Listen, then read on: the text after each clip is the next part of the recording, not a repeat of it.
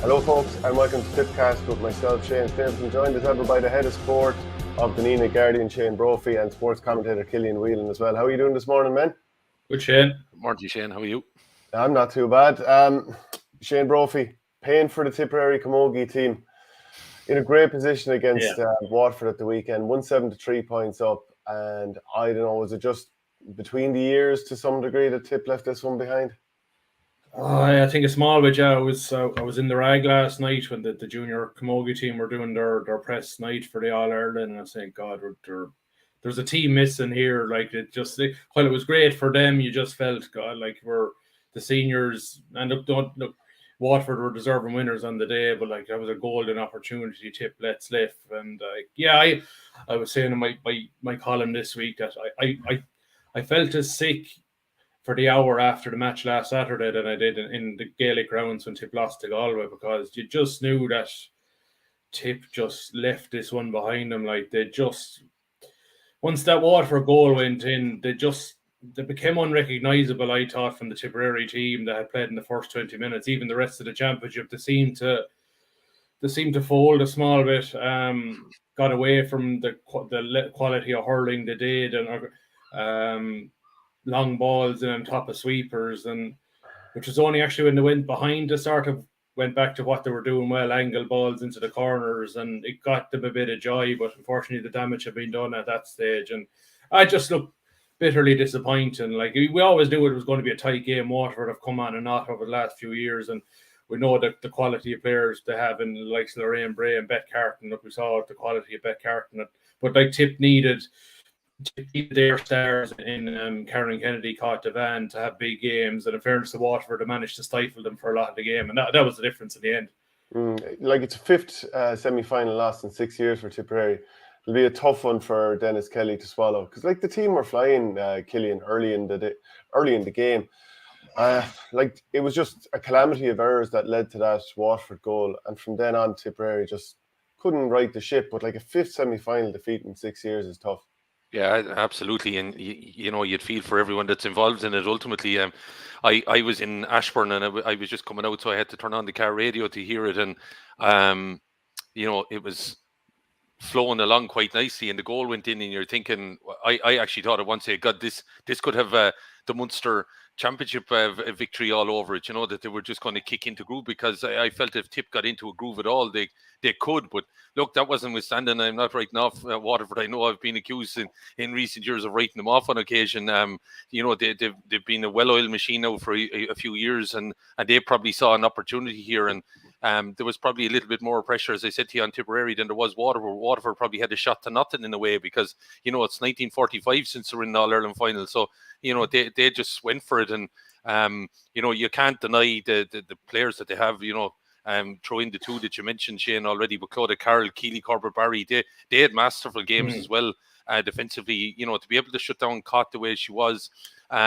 Vicky Faulkner did a brilliant job. Oh, Vicky, absolutely, yeah. Now, I just also as well, I wonder, was Cott moving as freely as she has? I just thought that, I know she had a bit of a knock or anything like that, but it just, that's not taken away from Waterford's performance at all. But what they were able to do subsequently, in 40 minutes, then to turn, a 10-point swing effectively in that time. And Tipp just, I don't know, just look a little bit bereft, Shane, of a little bit of structure. I don't know what actually happened. It was just a bit of an implosion. And I suppose then when the reality started to kick in, and I suppose a few of those who have been around long enough started to step up a little bit, it probably then was too late. The water was on the boat and it was going to be hard to get it off it, but they still came quite close. What if Karen Kennedy's shot there just a couple of minutes ago had gone in? You don't know. The goal that they conceded was...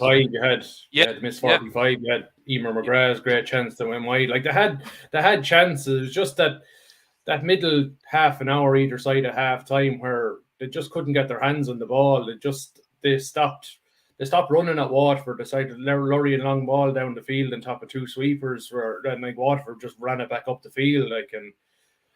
One thing Sean Powers brought to this Waterford team, though, is like there's no question about their talent, and we've seen that for years. Is the physicality? I think Beth Carton is in a phenomenal shape, I have to say. You know, she's always had the talent, being able to hold off, but I just think she's physically got even stronger by the looks of things. And you know, the Lorraine Bray, she's a diminutive enough little character, but as hard as nails, and she caused an awful lot of hassle. And I think her block, if you remember, on Corinne Blair, that really epitomized everything, and it drove it on from then, you know, and she drove forward up the field and offloaded the ball to Beth Carton. It really gave the Waterford crowd a lift, and I think it just kind of laid down a marker for the rest of the team as well.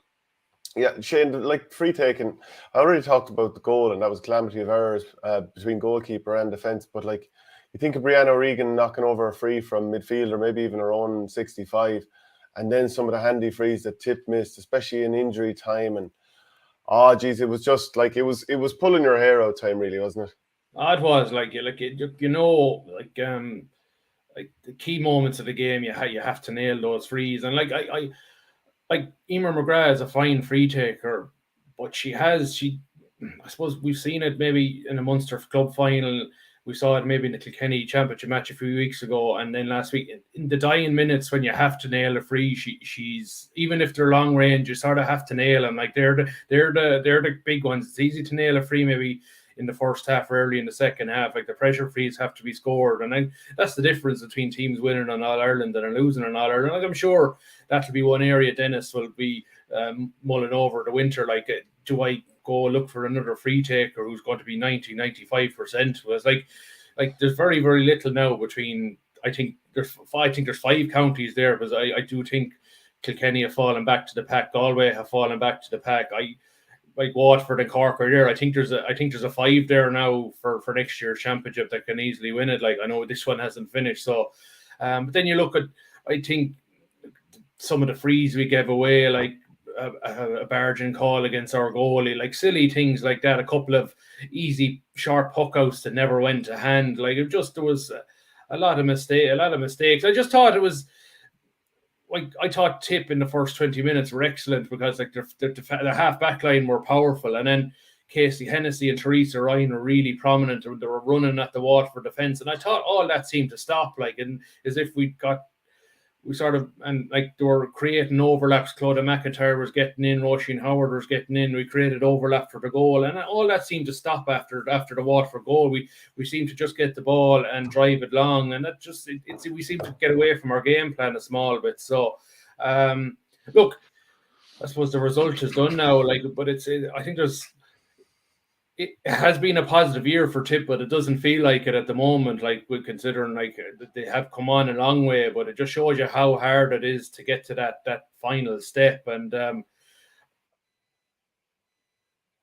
but you'd have to credit there, Shane, the pressure that Waterford put on the Tipp half back line. You know, the scenario there was ultimately that Tipp were under so much pressure. You know, that ball that was being delivered initially in the whole scenario that Tipp were able to set up, you know, a cut or get Roisin Howard on the ball or whatever, wasn't able to be produced because something, just a trick switch went off with Waterford, and they you know, they obviously made some little bit of a tactical change. It was hard to see possibly from the TV coverage, but you know, they all of a sudden just started to swamp that half back line, and Tipp weren't able to get that ball out that they were initially. I do think as well that possibly Tipp, you know, stepped back a little bit, you know, dropped the 10% or 20% possibly even, and Waterford just made hay then in that opportunity. And you know, let's not take from it, as much as Tipp imploded, Waterford definitely, you know, shot the lights, and you have to give them great credit for what they did. And just in terms of Beth Carton, Killian, I mean, what a performance from her again. Yeah. And Karen Kennedy was very good, and Beth eventually had to go back to try and stop her. But overall, you couldn't deny the performance of Beth Carton. I know, sure. Like Beth has been, like, even since a teenager, Beth has been well talked about at this point. You know, I just think that there was maybe a couple of years ago, probably 3-4 years ago, while Beth was still producing, there was probably a scenario that she wasn't getting the return that her talent had been shown maybe when she was a little bit younger. But I just feel that Beth Carton, there's a little bit of rejuvenation has taken place, whether under previous managements or whatever, that definitely this year, I just think she's got the smarts. You know, she's can turn up anywhere along that half forward line, and, you know, be possibly as well. I think a big factor is that there's not as much expected from her to be able to do. She's now, one thing she has to put the ball over the bar, that there's other players now have been tasked with the role of getting the ball to her rather than Beth. I would have commentated a match where Beth at one stage would be back in her half back line trying to get the ball forward, putting it into a position that she should have been in to be able to put the ball over the bar. So I think that, the team around her has been built an awful lot better. And they've come on. There's no question about it. They had the talent. They probably just had to have a bit more belief. But yeah, great credit. Beth Carton, she's a multiple All-Star winner. She's now going to be in the running for Player of the Year, and I'm sure another All-Star. Obviously, unless there's a complete wipeout in the All-Ireland final, which I don't think is going to happen. But yeah, she's phenomenal talent. Shane, if Dennis Kelly's to reflect on the year, how will he feel about it? I mean, to be honest, I think that Tipp looked an awful lot stronger this year. Yeah, that performance obviously wasn't ideal in terms of how Tipp faded out, but you'd have to say it was an encouraging season. Oh, look, from where they were this time last year when they didn't get out of the knockout stages, it's definitely a step on. They won a Munster championship. They went toe-to-toe to Kilkenny in the group stage. They got to a semi-final. I suppose for Dennis, he probably has to look at maybe why in the big games do we scored freely in an awful lot of games this year, but in the really big games, the final round of the National League against Kilkenny, the final round of the group stage against Kilkenny, and last Saturday, or when the pressure was on and when against really good teams, our scoring rate fell dramatically. So I think that's something he's got to look at. And I see a comment there about it is in the head. I think there's something in the Tipperary community thing as a whole now at the moment. And I bring it to the men's team as well, as why tackled in some of these games, and I would throw the men's hurlers into this as well. Why last Saturday night did Waterford seem to have the greater hunger and desire to make history than the Tipperary girls did when Tipp were chasing something just as big?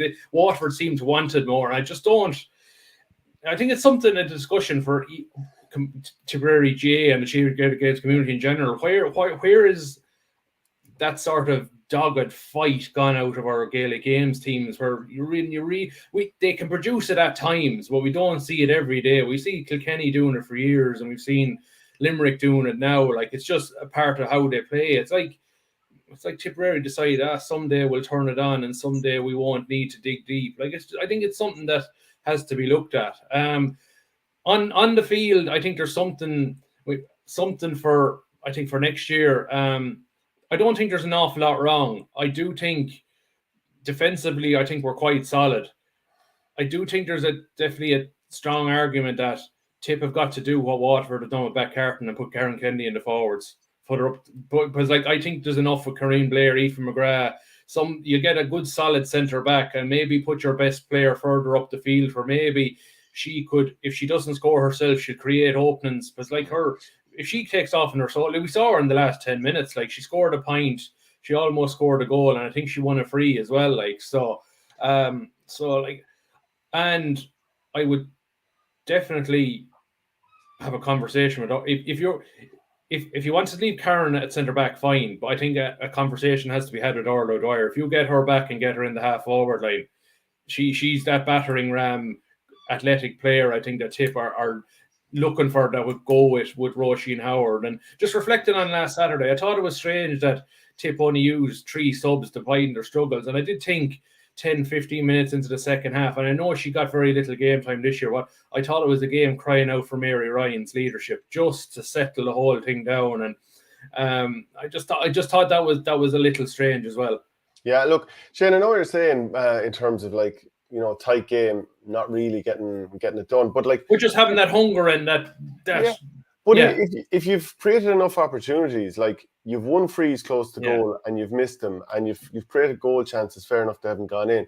And by the way, if we're going on about Kilkenny having doggedness, they've been absolutely hammered in 3 of their last 4 All-Ireland finals. But over the last 30 years, you could actually say that it was their calling card. They were quality hurlers, but you knew every day there was a base level, whereas there's something in Tipperary where you don't know where the base level is from one level to one day. And we saw it against Limerick, and then 7 days later, the base level fell through the floor against Waterford. it's just that's my sort of thing. That Well, maybe if we had a few like Joe McDonough-esque type teams in Munster, that might be slightly different. No, that's not the point. It's just that I do think even look at Nolan Park last Saturday when the game was tight. The Waterford fans were the lads that were shouting louder. So I know they had the bigger numbers, but there was a sizable Tipp contingent too, and they were largely flat. I thought like that you have to support your team. You sort of have to get loud as well. Like so. Shane, I would probably agree with Shane Brophy there in regards to. I do think there's a dogged player missing in both the hurlers and the camogie player. I just think someone who's able to obviously to hurl, but someone who I would talk about being a little bit of a dog. You know, just I wonder would Mary Ryan, as you rightly said there, would she have just come in and maybe shut down the shop for a while and allow Karen Kennedy then maybe up the field or something? I don't know if it's all going to be on Mary Ryan. Like Mary's around a long time, you know. I don't know ultimately that, but I just think going forward, does Dennis need to find somebody who, you know, mightn't be the flashiest, but just might need a little bit of a fight in them, you know, that would be able to stop a game, stop the player, the certain player, call a halt to things. And I think maybe the hurlers need to look at as well. You know, I just something I was probably going to mention on the last time I was on with you, that maybe Liam Cahill needs to find one or two, or is there two players like that around Tipperary that maybe mightn't be the flashiest, but might just be someone that you could, you know, pin your defence on, that would dog it out on occasion to make it difficult for your opponent. And I think that's probably what happened Tipperary camogie a little bit, is that, you know, they allowed Waterford to look like a great team for a flow of half an hour there. You know, they just couldn't lay a hurl on them. There was nobody just shouted stop. There was no one went in, let's say, just maybe a little bit late or even a little bit kind of tenacious into a tackle to kind of say, here, this you're not getting any further with this. We need to put a halt to it. That didn't happen. And, you know, I'm not talking about being, you know, violent in any particular way. I'm just talking about, you know, fighting for the cause. And I just felt for 30 minutes there, you know, the Tipperary girls, fortunately, you know, didn't go to the pump enough. And I agree with you as well, Shane, as regards to scoring chances. When you get them, especially ones that you should be knocking over the bar, you ultimately, in a big game, you have to take them. And that's something I'm sure, you know, and not looking to pin it on Emer McGrath too much or anything like that, but there's lots of the forward unit would have to look at themselves and kind of say, you know, when it's coming to the big moment, why aren't we able to finish these chances? And Killian, how do you see the final going now with Cork meeting Waterford?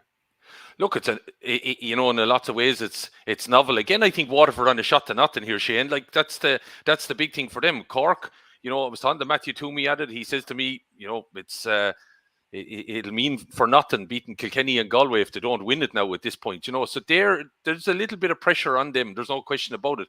The thing for Cork, obviously, as I said here previously, is that the band is getting back together at probably just the right time.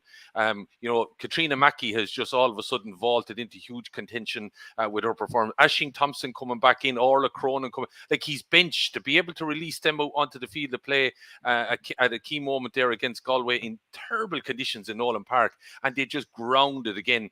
I'm not sure Thompson will start, but she won't be far away from starting the final. Waterford, again, as I said, I don't think there'll be pressure on them. People will be thinking, you know, sure, it's 1945 since we were last here. Go out and give a good account to yourselves. And that would be something that you might be, you know, Cork players might take their eye off the ball. And that's where Waterford then would kind of shoot for glory. And it could potentially happen. I'm not going to write off Waterford again because they'll probably use it as a stick to beat me again, but like, because you can't, because the likes of, as I said, Claudia Carroll, the Beth Cartons, the Lorraine Brays, the Niamh Rockets of this world, they're in very good form. And they have a decent manager in Sean Power, who's won All Irelands at minor and under 21 level. I still don't understand how he's never got a shot at the senior hurling job in Waterford. But, you know, you'd have to credit that he's a man now that knows all about the pressure. He will be putting all the pressure on Cork. They'll just be going up for the day out. Don't rule out Waterford. In the wide expanse of Croke Park, I think it's going to be very, very close. I just fancy that Cork, the fact now that they've dogged it out against Kilkenny and Galway, got the monkeys off their back in some way, might just get over the line this time. Yeah, in terms of like from just looking out, if I'm like, it's probably the perfect final for a camogie association. So you know what, we're going to bring a huge crowd. Yeah. Cork always have a big camogie community. You're probably looking at probably the biggest crowd since the last Wexford team got to the final. It could be looking 30,000-40,000, which would be great. And look, I thought last Saturday was brilliant. Like, the atmosphere at Nolan Park sounded brilliant. Like what, 7,500? Like it really sounded loud. And like it's going to take incremental steps. And like I'm sure you'll have Waterford fans saying next year, God, we'll go see more of the girls playing locally. Like we'll maybe get bigger crowds into Walsh Park. This is going to take a year-on-year thing, like, and to build attendances. So that was a good I suppose, base to build on from last weekend. And maybe it's no harm playing maybe making Nolan Park the semi-final venue every year. It's a lovely venue, sort of central to all the sort of the challenging teams. Like because it's I suppose the Camogie Association gets plenty of knockers. I thought last weekend worked pretty well for them, and like the final, they should do pretty well out of it as well. And Shane, then there was a upside for Tipperary this past weekend, beating Roscommon in the intermediate semi-final, 2-12 to 18 points. Jean Kelly scored 2-7, the 2 goals, actually 2-3 from play. Aoife Dwyer with a couple of points.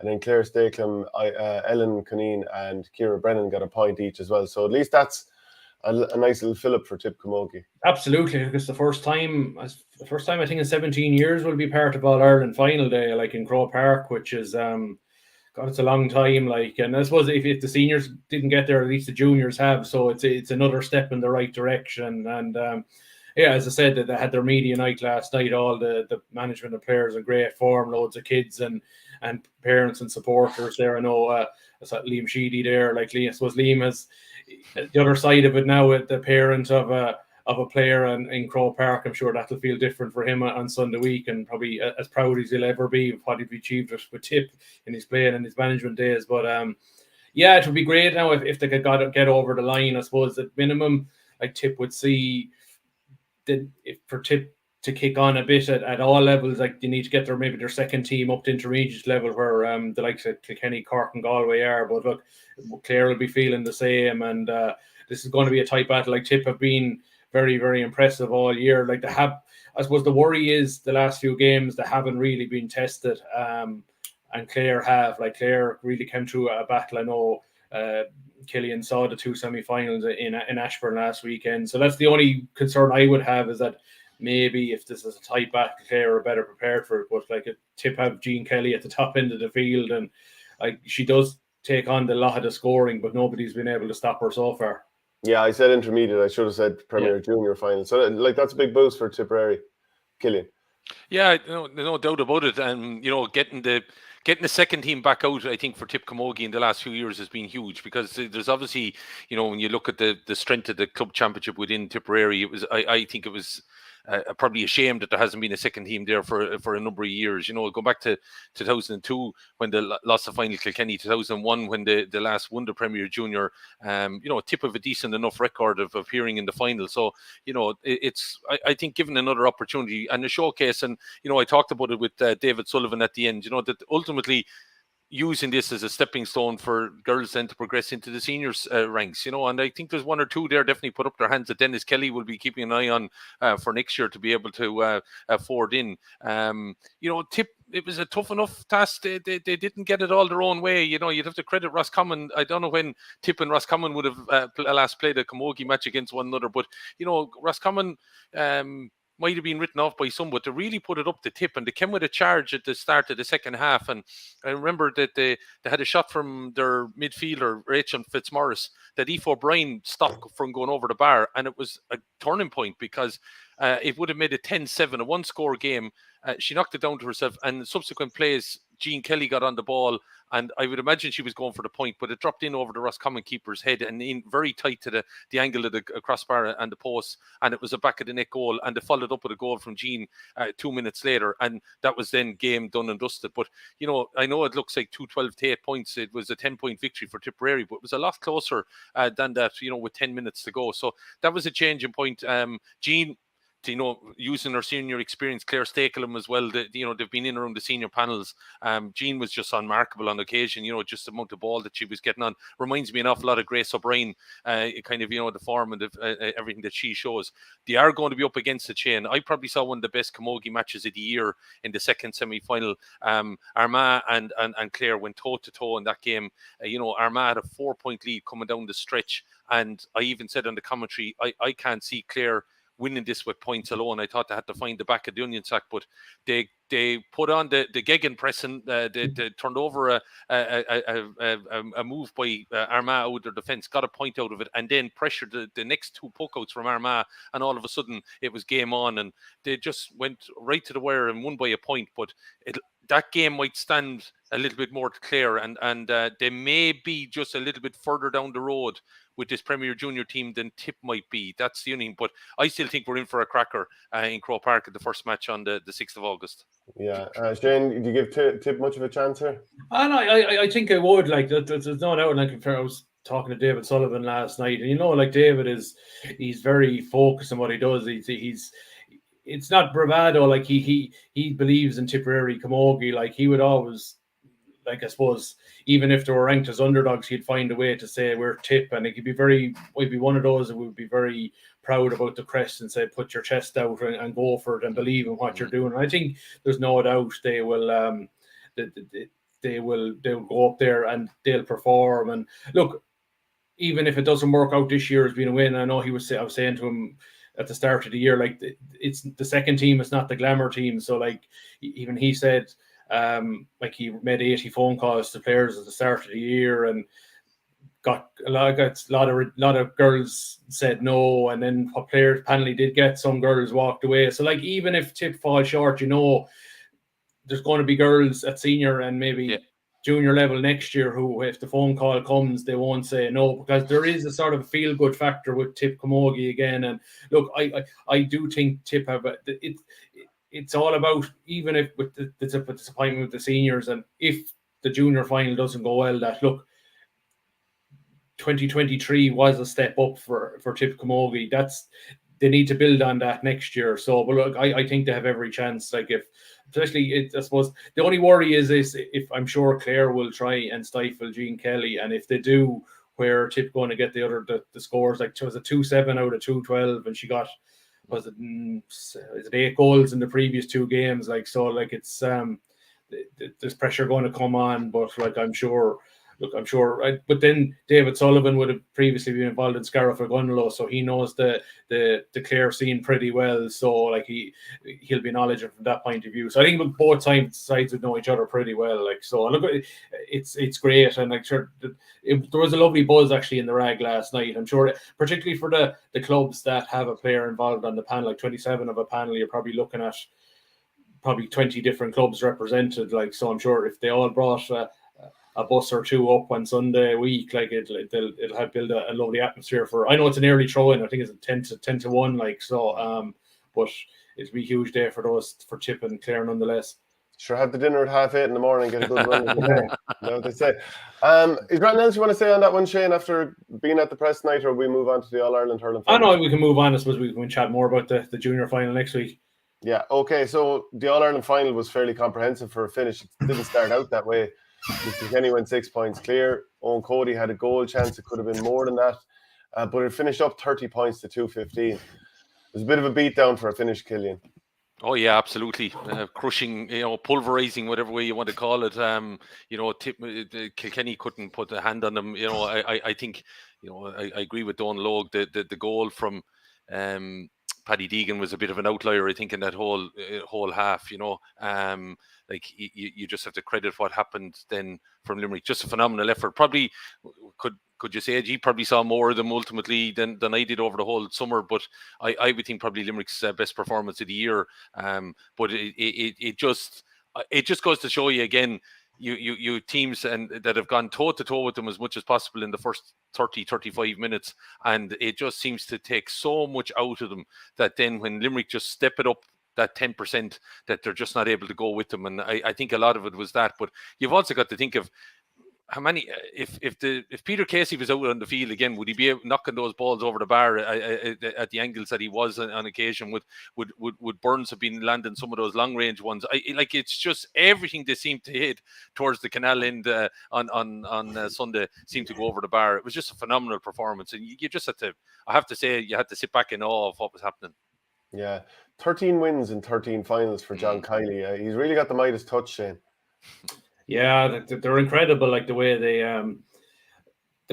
sort of, they sort of treat every game as differently. I just thought it was interesting. If you notice the jerseys for the fight, Kilkenny had the stitching of All Ireland final 2023, but Limerick didn't. It's as if Limerick decided, well,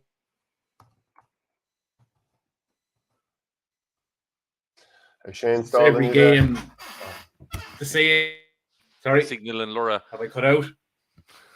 I think your internet's a small bit wobbly, Shane. We might kick you out and ask you to... Oh, no, it seems to have steadied down.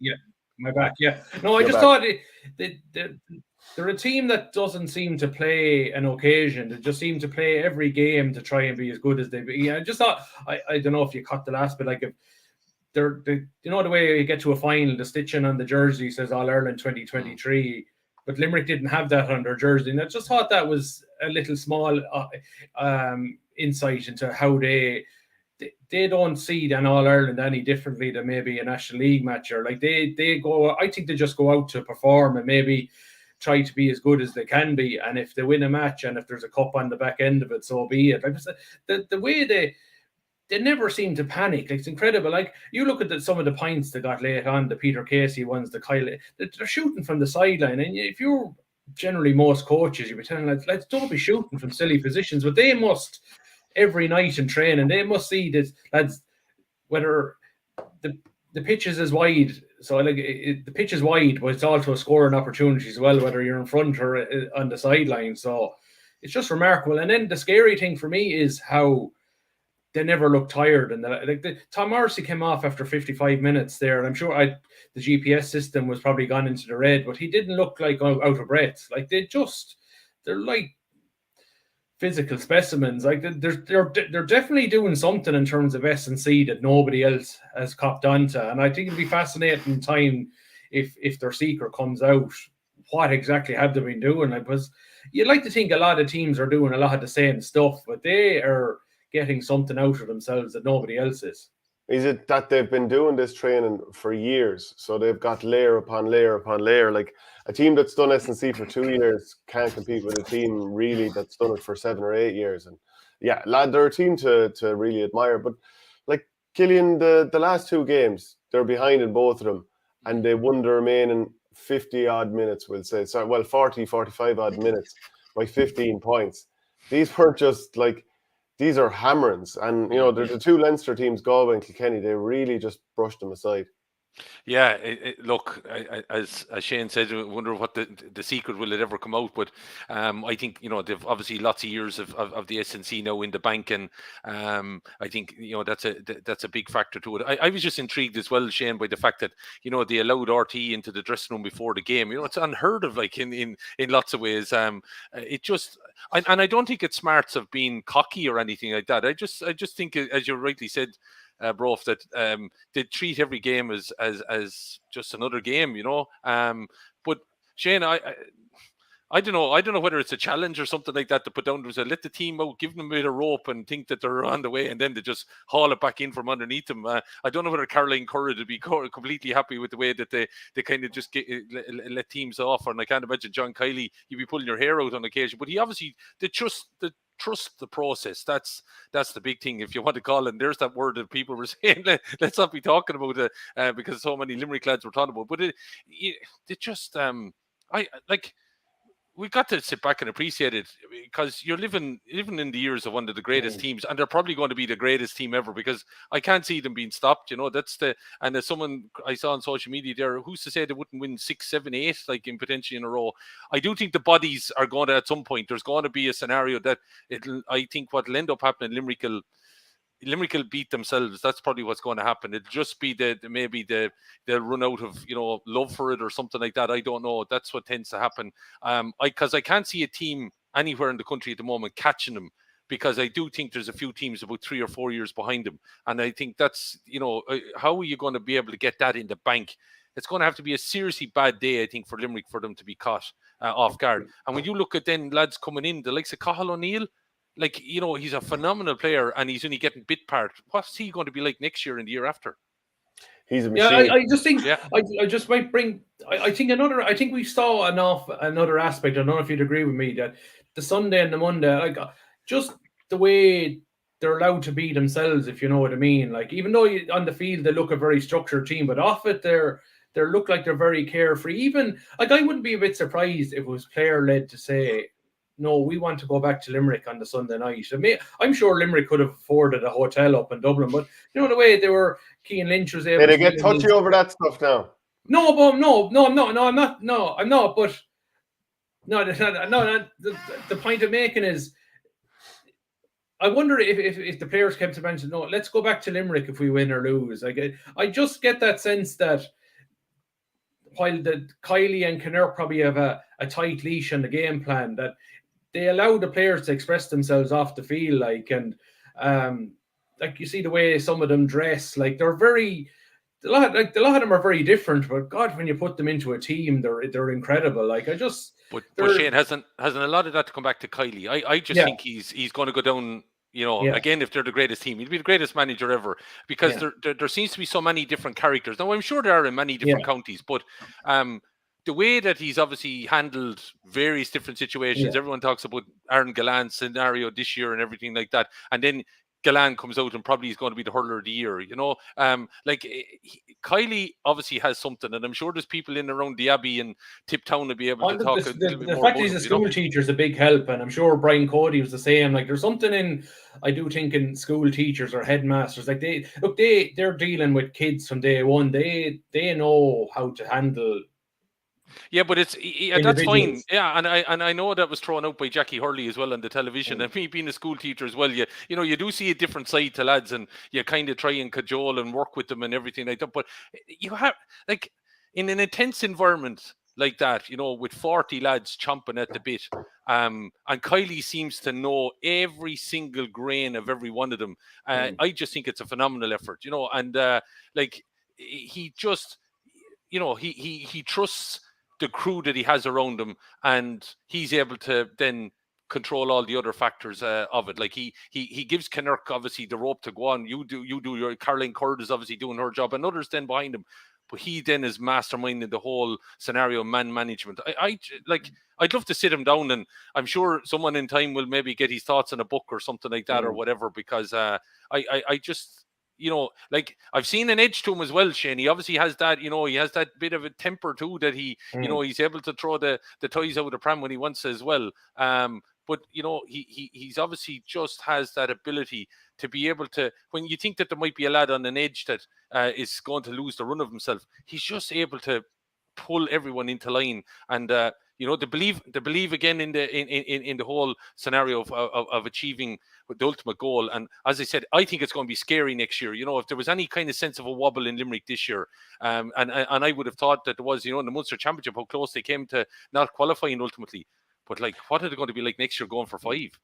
Yeah, one thing I admire about the likes of Kiley is that they're winning 4 in a row. It might get a little bit boring. You saw when Dublin were winning 4 and 5 in a row.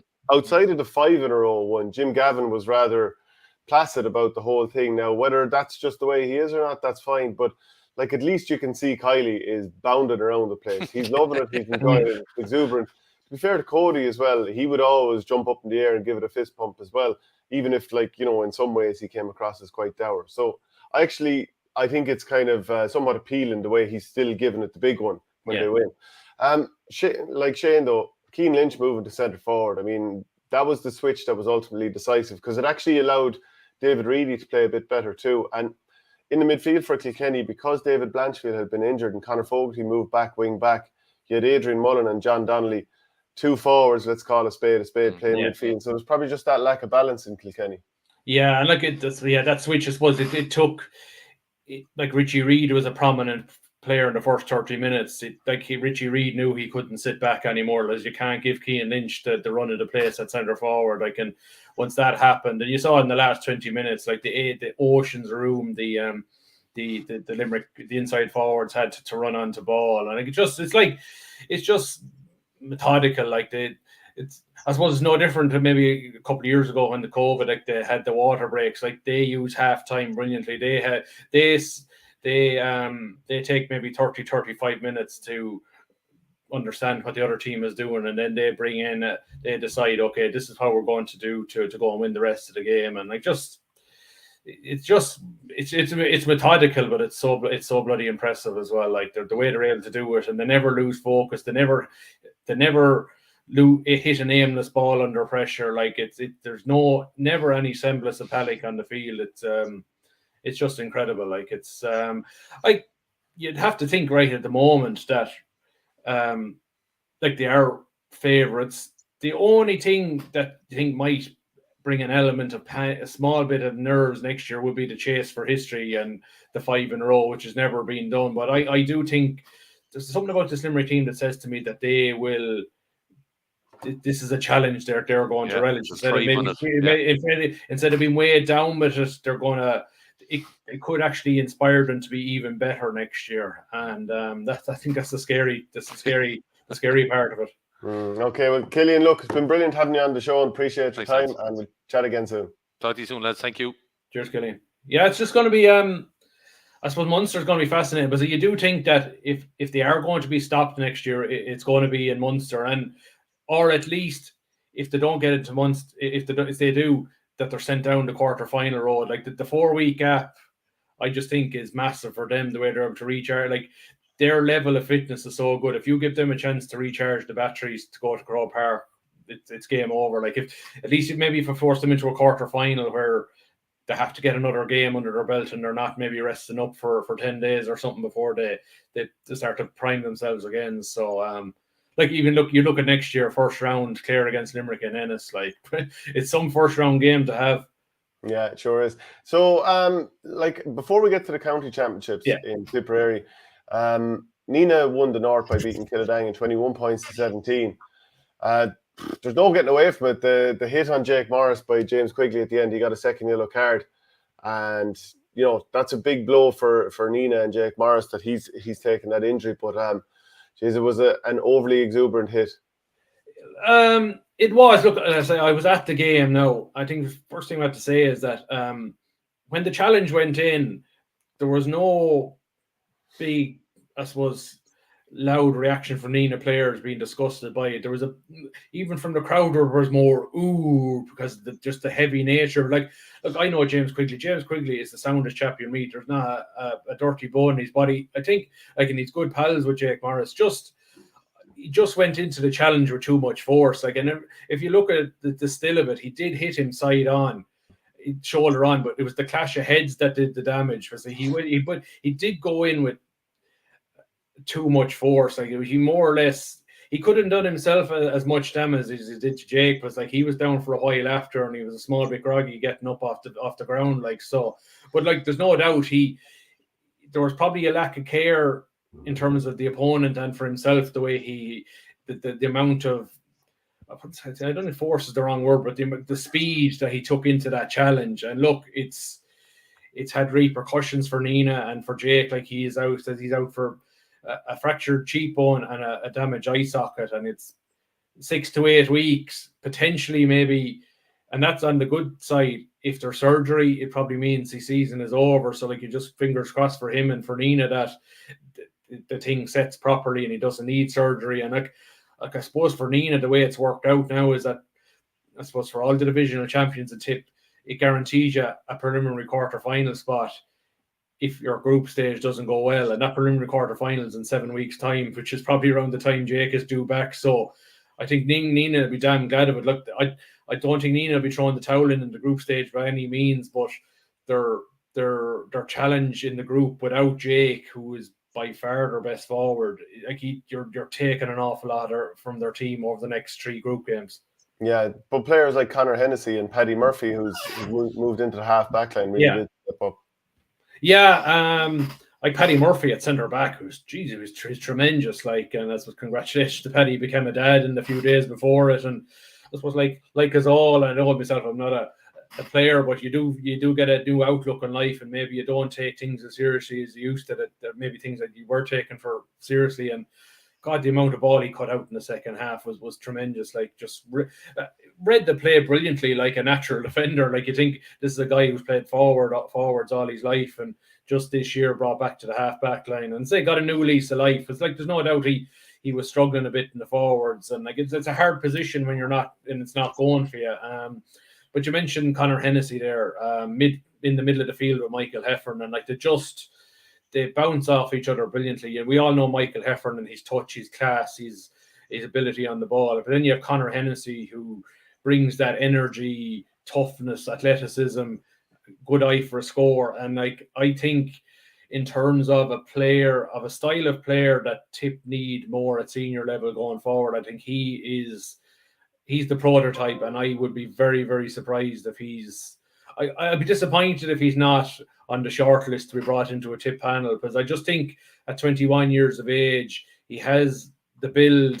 If he gets a bit stronger, he has the athleticism. He has the background. He's from the great Hennessy clan of Nina Oag, like, so he knows what hurling is all about. So like, I definitely do. If you're going through, I suppose, players like I'm going through all these matches at the moment, thinking who has the potential to go into a Tipp panel. Like, from what I've seen in the North Championship, he's definitely one. Okay. Michael Cleary said after the game, unashamedly, our focus is to win a Dan Breen, and we'll be focusing on that from next week and giving it our very best effort and leave no stone unturned and see where it goes. I love the fact that he's saying it straight out. Like, it's been too long for Neen in 1995, but I think that's a good sign of confidence. Yeah, you need to put it. Yeah, you need. There's no point in saying we're not. Like, you have, if you have ambitions to win, you sort of have to come out and say it. And it's not being cocky or anything. Like, if you don't believe you can win, there's pointless even training 2, 3, 4 nights of the week. Like, so you've got to. And look, they will, even without Jake Morris next Saturday and for maybe the subsequent 3 group games, they will go out on against Drum and against I think it's Brackens and Mullinahone, and they'll be hard to beat. Like, they'll have to tweak something. They'll have, because like they're, like, I suppose a lot of maybe more would probably come on the likes of Tommy Heffernan to step up and get a few more scores and things like that. But like there's definitely more steel to this Nina group. I know, like, they won the North Championship last year. Like, I think they were the better team against Brackens for long stages. It just fell away towards the end. Like, so, like, I think this is a very much a different Nina team from, like, and there was a few years, like, you saw, like, they were very, very close to winning the county championship. Just fell a little bit short at times. I just think there's a bit more steel in this Nina team. And look, you look at their full back line, like, they had a goalie, a cornerback, and a fullback all around 20 years of age, and that's unreal. And that's because, like, Conor McCarthy unfortunately did the cruciate a couple of weeks ago between them. I think before the Offaly game in the All-Ireland Championship. They're also down Adam Grattan, they're down Killian Malone. They're, as much as we thought Killadangan were depleted last weekend with the suspensions and the injuries, like, Nina are down an awful lot. And I don't know what it is in Nina. Like, the 4 guys out were cruciates. I know Barry Heffernan is just back, but geez, that's an awful lot in for one club. Like, so then in the intermediate and in the, like, in the north as well, like, obviously your Lara team, 4 goals in the second half. And I was just looking back at the goals earlier because you'd retweeted them. Geez, that 4th goal was a lovely team move. And of course then Moneygall got the job done against Borris O'Kane.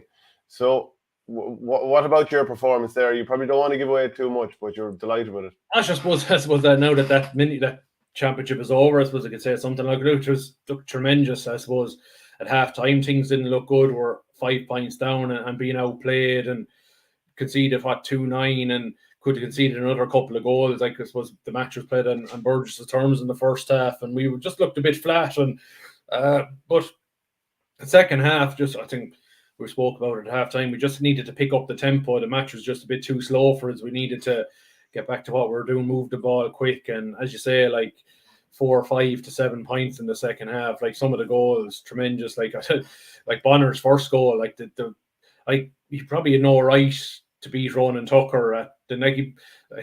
I was saying to the lads after him, I was half expecting the umpire to say the ball went through the net. I said, I don't know how he beat Ronan Tucker at his near post, like, and there's some shot. And he said the 4th goal, just the precision hand pass and no panic. I was like, a lot of players, like even the day before, maybe were trying to force a point there, but he saw Owen McIntyre inside, and brilliant finish by Owen Mac. And like, Owen had a brilliant second half, but he missed an awful lot. He's only back from Dubai about a month, and he's hurling, and maybe his stamina is not up to speed yet. But like, if we can get him up to speed over the next few weeks, like, he definitely add something. But I look, it's a great win. Like, just keeps the momentum going, like, from last year. win a North Intermediate and now a North Premier Intermediate, and now into the county championship. And look, if you win a divisional championship, you have to be among the contenders for the whole thing. And I suppose we'll get a fair sense of where we stand on a county standing next Saturday up against Gortnahu, who lost the county premier final last year. So, but they won the mid championship last weekend. So and then you have Killinall, who won the South. So it's a fairly heavyweight group, so in terms of teams that are coming in with good form and momentum. Okay, well, just in terms of the groups, we'll start off with Group 1. Nina are going to be up against Drummond and Mullinahone are against JK Bracken. So for Nina, how much now is the injury toll going to cost them here? And of course, we know that they're already through. Drummond probably in many ways needed a little bit more. And then Bracken's, because they lost in the mid, obviously Thurles collected the title over as well. They'll obviously want to get going here. But the two Cadells being out is massive. Yeah, I'm not sure whether Connor is due back. I know Connor went in, I think he's left. He might be back this week. I'm not sure. I know these first round games, anybody that gets the 60-day permit, I know if you leave at the start of June, 60 days, I know it's the 29th. I know there's a couple of days here where maybe, I'm not sure whether he's available to play. But yeah, it's I suppose the pressure is off Nina to a certain extent. They have the primary but quarter final in the bag, but you don't want to end up losing it. I know it's something that Conor Hennessy said to me last year. They won the division and they made hard work of their group. I suppose the one thing, you don't want to lose momentum in the group stage and then have to use that preliminary quarter final game. And look, without Jake, it's going to be difficult. There's no doubt about it. I think Nina's probably hard-working style and defence are going to have to come to the fore in this. I suppose from that point of view, you probably would make Drum favourites. They have got to come out and win this one. They were pretty poor now against Lockmore in the first quarter final of the mid. Okay, they scored 124, but conceded 230. That's poor now. 230 is an awful lot to concede. So. And then you look at Drum's team, and they're litter of guys who are inter-county from minor to under senior. So you think, I think they're a team that are, while they've been getting to semi-finals over the last few years, I don't think you argue said they were championship material. Even though for all the players, the quality they have, I think Drum need to show something in this group stage, and I think if they were able to take down Nina on Saturday, it would. I think Drum are a team that I think have potential, but they need to start showing a bit more consistency. Okay, then Group 2, Toomevara against county champions Nina. That's on Friday night at 7:30. So great start to the championship there. But also in the same group, there's I'm going to call it the Eddie Brennan derby, because he's with Mike Harkey-Burris. He was previously with Ross Gray. Yeah. So he'll obviously know Ross Gray very, very well. That probably gives them something of an edge. Oh, it definitely does. But if he was maybe looking at Ross Gray against Killidangan in the North quarter final, you probably think, God, they're unrecognisable maybe from the team that got to the Munster Club intermediate final last year. But look, sometimes that can happen. Maybe teams come into the following year. You like to think they have a bounce, but maybe Ross Gray were maybe lacked a bit of focus, and maybe the last 3 weeks would have brought them back down to say, okay, lads, we have to roll up our sleeves here and dig in a bit. And look, I'm sure the fact that maybe Eddie Brennan's on the other sideline will probably will get their dander up a bit this week. And I think it's a huge game for both teams, because you would probably think the loser is probably in difficulty not only to maybe qualify out of the group, but could end up in a relegation battle. So I would probably fancy Mike Harkey in terms of winning that one. The other game, I'm delighted the county board put Killarwan out the first night, and thankfully not dragging this match to Thurles. In Nina, it's only a short old jaunt for both clubs. Hopefully, maybe the weather plays fair and we get a bit of a bright evening and a big crowd. And this is a tight game last year, only 3 points between them. Sort of kick-started Killarwan's run to the county, and I fancy Killarwan to win this one. I thought, I know you saw the Bursley match. I thought Killarwan's performance that evening was pretty good, even in defeat. So if they bring that same level of energy and mobility again, I too think I'd fancy them to get the win here. But this is the type of game that Tumivara could have been targeted and all. I'd say we'll take down the champions in the first game and get ourselves going. So probably, if I was to call the group, I'd probably think Killerwan and Toom to get out of it, and probably Mike Harkey and Killerwan to get off to winning starts. And how well is Craig Morgan performing in the forwards? I suppose from the only game we saw again against Bursley, he was pretty good at centre forward. I suppose drifted into the middle of the field, went back to the half-back line towards the end. But there have a lot of guys that are interchangeable, like Jerome Cahill. I thought Aaron Morgan was very, very good in an attacking role against Bursley as well. So, like I suppose their panel is tight. Like they're down Paddy Williams in goal, they're down Sean McAdams. Knowing Killerwan, they'll pull guys off their junior team that will slot in and do a job for them. So, they're county champions. They should come in with a bit of extra belief this year and probably get a bit more out of themselves again. And like they'll need it this weekend because like that Tumivara team will be ready for them. So Group 3 then sees Templederry against Lockmore Castleiney. That's in Bursley, and I'd imagine like Templederry would be looking to bounce back after a defeat in the north. And also in Group 3, Holy Cross Ballycahill against Upper Church Strumban. How do you see those going? Lockmore and Templederry. I think this will be tight enough. Like I think Templederry had a poor start to the championship last year. That didn't look. They were slow to get going. Like even in the defeat against Nina, like there's only in the last few minutes that Nina pulled away, and Templederry drove an awful lot of wides. Like so, like they look a better prepared team. They look stronger this year. Like they'll have to be on their game for Lockmore this weekend.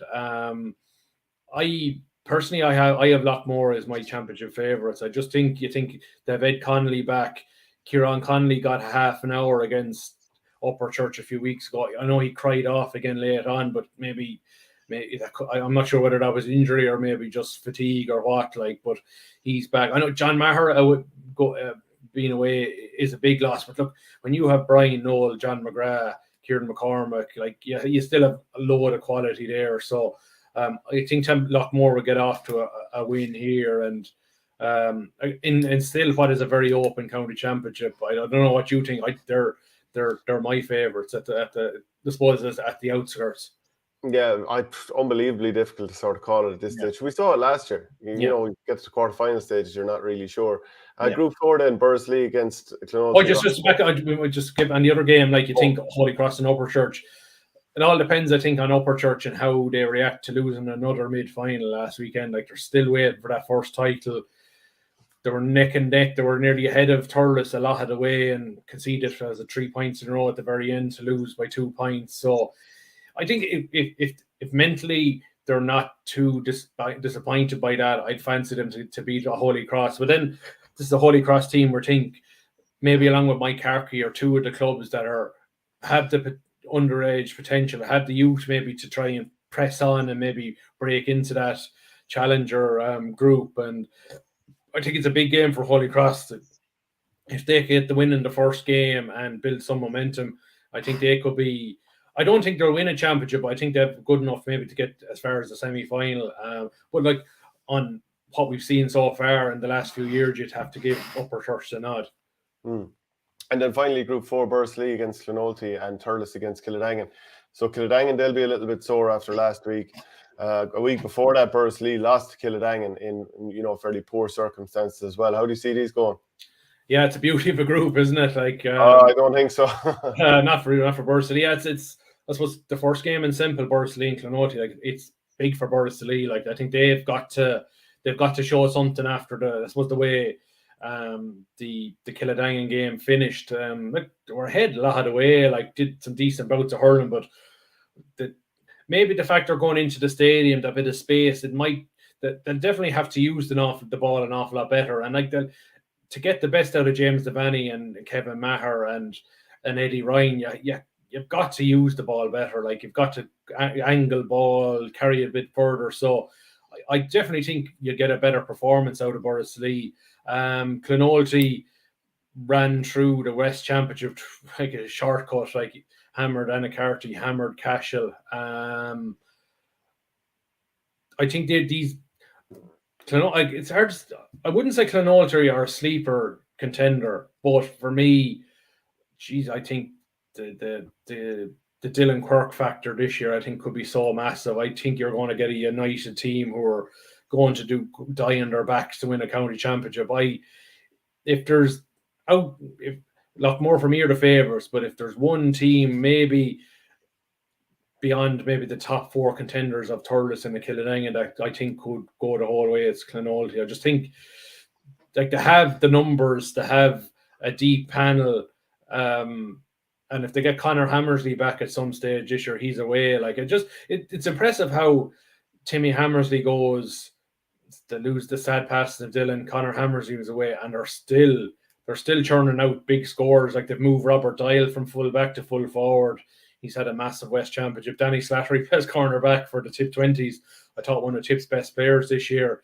He's scoring brilliantly for Clonalty. So, like, they're very adaptive players, and I think Clonalty, I fancy them to beat Borrisoleigh, but I think I wouldn't be surprised if Borrisoleigh win. Like, Borrisoleigh's need is great as I think they need to come out on the right side. You go to the other game, Thurles and Kildangan. Like, Kildangan, you think should be stronger than they were in the North final last week. Declan McGrath will be back from suspension. Ty Gallagher will be back from suspension.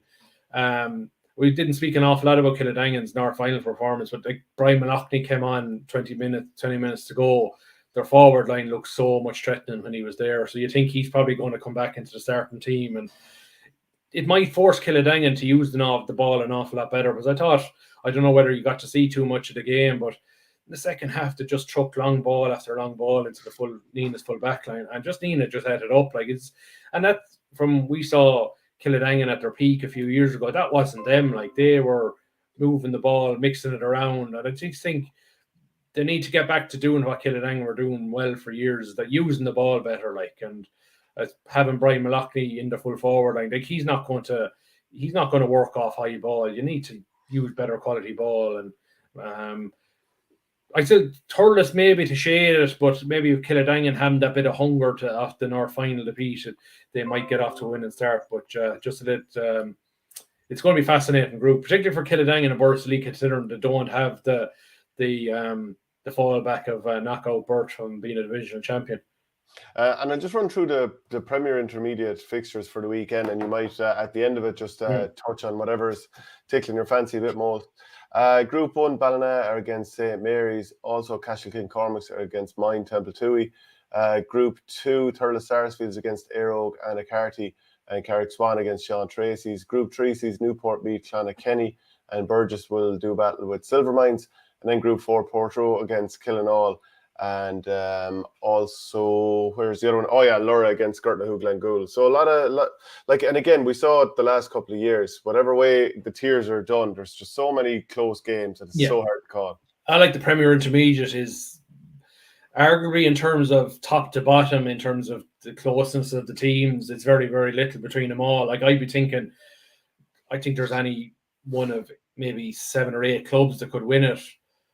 But then I was thinking in terms of relegation, there's no obvious candidate sticking out that you say they're going to struggle. Like, so, like, it's a brilliantly even championship. I mean, look, we've seen it in Lura ourselves. We got to the final of this in 2020. Then in 2021 we were relegated. So, like, if you get on a good run, like Gertnahoog did last year, you can get all the way to the final. But if you get on a bad run like Lura did in 2020-21, you could end up being relegated. So momentum is huge. Like, so I suppose outside of our own game, I think one team I'd be fascinated to see how it goes this weekend is Aerogue and Carty. Just but they were relegated from senior last year. Like, they were always a very, very good senior team. We're just wondering how will they respond to that.